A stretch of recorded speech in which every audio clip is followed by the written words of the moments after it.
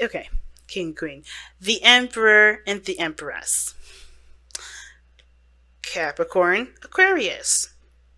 I'm not trying to ship y'all, because I do know that some of you guys may not have a Capricorn or Aquarius in your life. All right, or oh, sorry, another Aquarius or a Capricorn in your life. But there's definitely earthy energy that's coming up here. It's a lot of fire energy that's coming up here, and whew, whatever this is, and even airy energy. Well, not so much actually. There's not really any swords in this reading at all. Actually, the only air that we got here is you, the queen, the star. So, family. And this could be someone totally different. It doesn't have to be someone old or new. Knight of Cups, someone that's coming, back into your life with a cup of love wanting to offer to you. It doesn't necessarily have to be that person. Okay.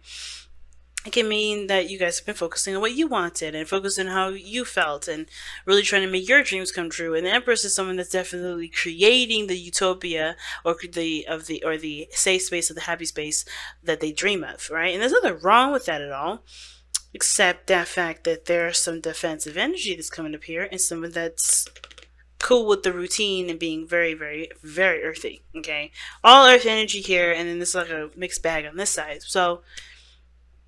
But the Emperor and the Empress energy coming up in here does talk about a divine masculine and a divine feminine. And you could be a lesbian or a gay couple and still have divine masculine and divine feminine qualities in your relationship. They're energies, not specific statements of sex or gender. Okay? So, that being said, let's go ahead and jump right into it, right? The first card that we're looking at here is the Nine of Wands. Please be sure to pick the side that resonates with you guys the most. But this person is already thinking of this relationship as, I need to protect myself, this is too dangerous. Or a little bit of, I do want this, but at the same time, I'm not quite sure. Nine of Wands also can indicate, too, that this person is not willing to back down. This person is not willing to give up on a relationship. Even though they're exhausted, they feel like they've beaten down to the ground, and they've taken a good couple swings. This person is still hanging in there. But they've also put the guard up to kind of protect them from being beat down. But that also, protection is also a prevention, okay? Sometimes we can protect things and sometimes we prevent things. And a lot of the times, protection is prevention. And unfortunately, this person is not necessarily open to things as much as they seem, even though they're not willing to give up on something. There's a really weird grid. Not grid, but a little weird placement in that. In the very middle, like they're blocking themselves off as to what they want because they've been through so much already. So it's understandable this person is defensive because they've gone through some shit, but at the same time, they're not necessarily opening the door or allowing this amazing manifestation energy and potential reconciliation energy or new opportunity come into their life because they're protecting themselves. Now, the other person has the Queen of Pentacles as their mind plane, so they know that I think this person's very independent, focusing on work a lot. This person is also very focused on their on materials. For some reason, their whole emphasis is all about working. It could be what makes them happy or what they see great value in, but this person also doesn't really see anything outside of material, outside of the situation other than material. I know the Queen of Pentacles is all about value. She isn't always necessarily about material, but considering that this is about how they see the relationship, they understand that I think they see themselves as, if I have this, it will equal that, and I will have this. They understand that routine is important, and that working hard is important with this relationship. And I do think they see this person, or they see this relationship as something that's great in value to them. But I have this feeling that they also I think they kind of equate that value to being at a certain point, being at a certain point financially, or so on, right? So, that being said, this person is presenting themselves as the Two of Pentacles. Now, the Two of Pentacles, to me, is someone that's juggling two different things, keeping the balance of a situation, looking at the practical side of things instead of the emotional side when it comes to making a decision about whether or not they're willing to pursue something, put their hard work and effort into it. If it's enough of, if that value of whatever these options are, the options that they have are, whatever they're juggling, whichever these, pentacles values are, right? Which one is worth going after? And well, again, with this person seeing that this relationship is something of great in value, I think they're having a hard time figuring out, or trying to having a hard time, pursuing any of these options here, because even though both have great value, they don't really know which one means more to them, because they're not looking at how they feel or what they want.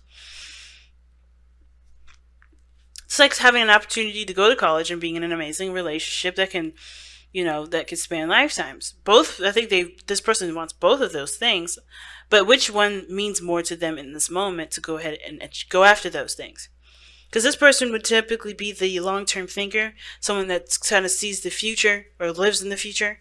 They try to prepare and get everything set for whatever it is that they're trying to reach to, instead of working on what they have now and building something in the moment so that way they can have that future. This person, to me, with the Queen of Pentacles, is a future chaser, right? This person's a future denier at this moment. Future chaser, future denier.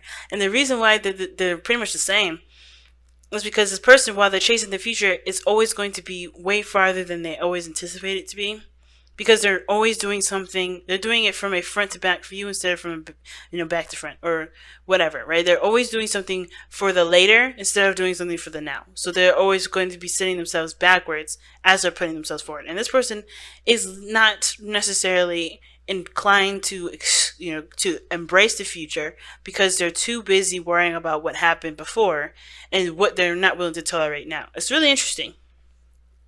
But neither one direction is wrong or incorrect. But I feel like it's not doing them the service that they want, because obviously this person has something that they want. Like I said before, Aquarius, you already know what you want already.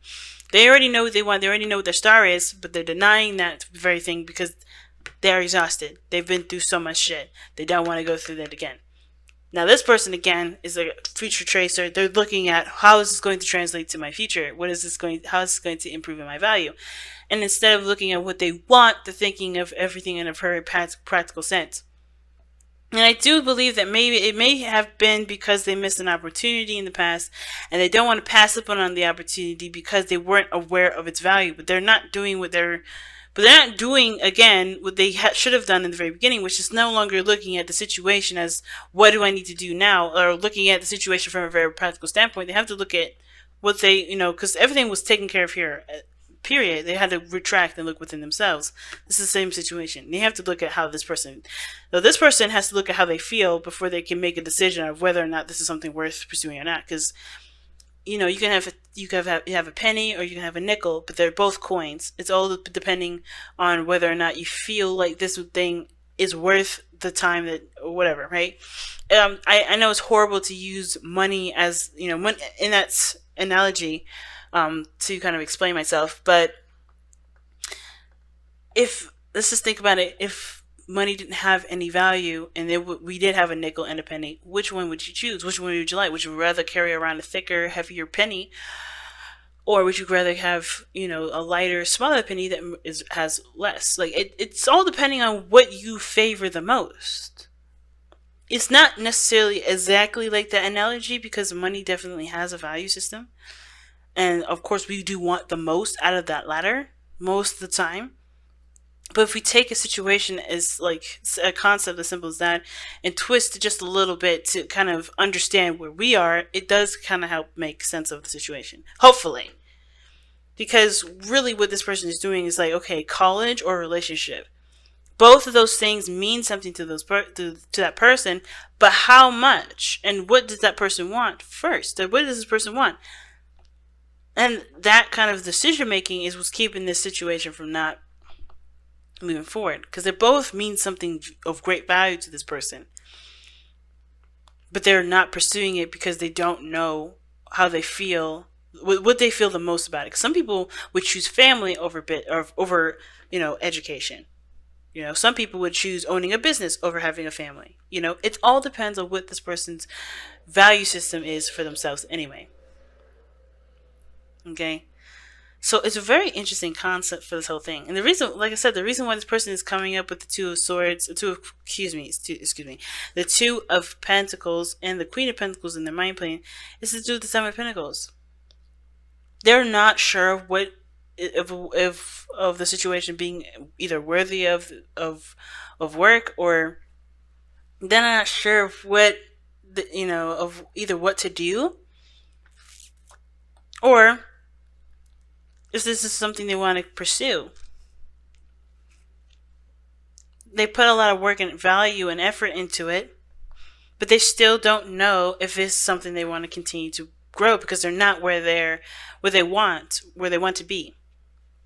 Now, what brought you two together is the Fool, which talks about a brand new beginning, situations coming, coming. I think you guys came together when you guys were, trying to make something of yourselves, trying to make something new out of your situation, taking a leap of faith, really, with this relationship that you guys both started out in, because you guys both were control freaks. The Emperor. Some of you guys both were either both control freaks, both of you guys had your own ways of seeing things and doing things, and that's not a problem. But the ego did get in the way, because the Emperor is the challenge. Somebody's ego is definitely in the way. Their way or the highway. Someone's stubborn. The stubbornness from both of you guys is the reason why you guys are either not together or there's issues in the relationship. Stubbornness. And I don't think that there is much of a workaround regarding stubbornness other than the Empress, which is someone that is passionate and nurturing and patient. The underlying energy is being more receptive to love and more flexible versus the Emperor, who's rigid and stiff. We need that fixed energy, but we also need that compassionate, loving, flexible energy that the Empress can provide. But everybody's here being all tough and this is my way of the highway. Nobody has any sort of loving, emotionally flexible energy here. Nobody's able to provide that sense of ease that the Emperor needs to be able to soften his opinions. Okay? Everybody's too busy being the alpha. Who's going to be the... I don't want to say omega, but the omega of the situation. There's nothing wrong with having two alphas, but one has to learn or has to be okay with giving birth or being the person that's being taken care of or loved on and being emotionally open and being vulnerable. Both sides may have to be vulnerable to a certain extent. This person's got a structure they don't want to break, but they're not happy with it. This person is tired of being where they are, but they also don't want to give up on the potential of great happiness.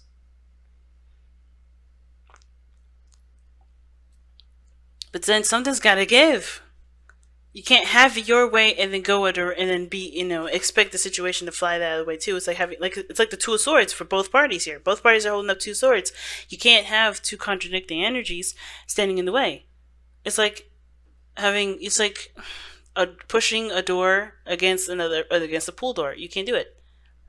Or vice versa, pulling a door against a push door. How is that going to work?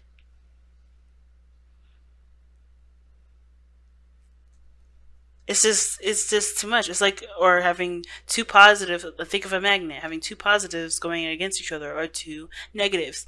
It's going to repel. It's not going to do anything. Okay. And that kind of explains a lot with this Nine of Wands person and even with the Queen of Pentacles person. If everybody's doing their own thing, being independent because they only trust themselves to handle it and because they don't believe that being vulnerable gets them anywhere, that's part of the reason. The ego is the problem because nobody can trust other people to do what they believe they can do themselves better than someone else. Or they have put their trust into someone in the past and that fell through. But in order for you to receive more, in order for you to have more, you have to be in a place of vulnerability, which is being open, being emotionally open. Queen, like we saw earlier, right? The High Priestess and the Queen of Swords, those are two contradicting energies. The Queen of Swords is not quite open to things. She'll listen to you, but if she don't like it, she'll cut you off in a heartbeat. The High Priestess, in my opinion, she's open to all things. There's no if this works or if this not works. A message is a message is a message. She'll receive what she will receive. Queen of Swords, she's like, well, I'm sifting through. I'm filtering the situation. She's not quite as open. She will cut while the High Priestess will just do nothing. That is filtering what you receive, but you know you have to be vulnerable to receive what you want. It's really weird. It's understandable.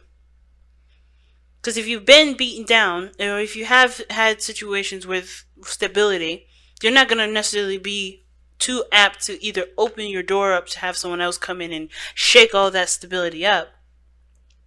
And you're not going to be too apt about somebody coming in and wreaking havoc in your working situation that you've built for yourself. But if you want to reconnect, if you want a new opportunity in love, if you want to feel stable, if you're tired of feeling like, everything that you do, it always puts you 10 steps back, because what you really want is a relationship. You have to allow yourself to be able to receive the new love that's coming in.